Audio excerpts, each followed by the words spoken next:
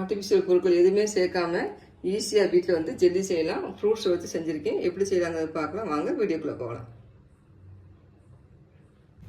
இப்போ ஜெல்லி செய்கிறதுக்கு நான் எடுத்துக்கிற பழம் வந்து கிரேப்ஸ் எடுத்திருக்கேன்.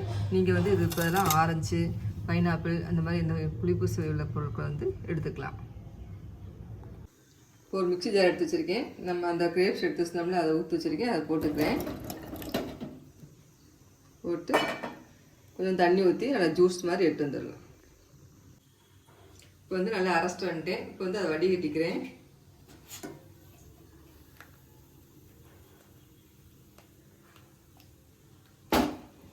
உங்கள்கிட்ட ஜூஸ் இருந்துச்சுன்னா அதில் போட்டுக்கோங்க. நான் மிக்ஸி ஜார்லேயே போட்டு நல்லா வடிகட்டிகிட்டு இருக்கேன்.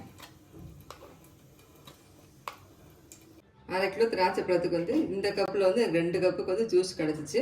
அதுக்கு வந்து 2 ஸ்பூன் கார்ன்ஃப்ளவர் மாவு போட்டுக்கிறேன். எடுத்து வச்சுருக்கேன், அதை போட்டுக்கிறேன். 2 ஸ்பூன் வந்து ஜீனி போடணும். போட்டு இது நல்லா மிக்ஸ் பண்ணிக்கலாம். போட்டு நல்லா மிக்ஸ் பண்ணிட்டுக்கோங்க.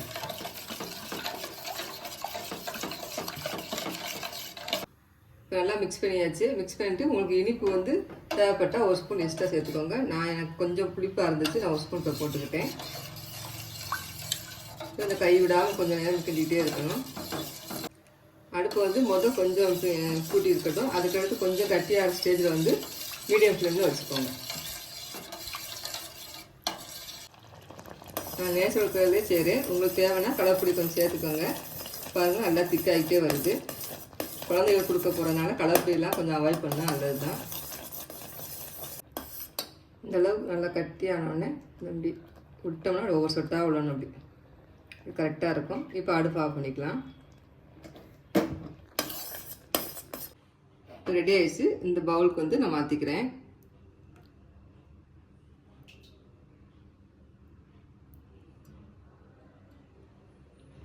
இப்போ ஒரு பவுலுக்கு மாற்றியாச்சு. இதை வந்து கொஞ்சம் சூடு ஆறினோடனே ஃப்ரிட்ஜில் வந்து ஃப்ரீசரில் ஒரு 6 மணி நேரம் வச்சு எப்படி இருக்குங்கிறத உங்களுக்கு காமிக்கிறேன்.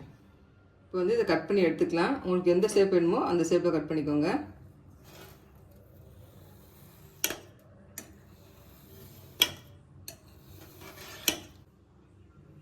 இப்போ சூப்பராக ரெடி ஆயிடுச்சு. இங்கே பாருங்கள். இது கொஞ்சம் டாப்பிங் பண்ணிக்கலாம். நான் இப்போ கட் பண்ணி வச்சுக்க அந்த இதை வந்து ஜெல்லியை வந்து ஜீனியில் வந்து லேசாக ஒரு கோட்டிங் மாதிரி எல்லா பக்கமும் அப்படி ஸ்வீட்டாக இருக்கிறதுக்காக கட் பண்ணிக்கலாம்.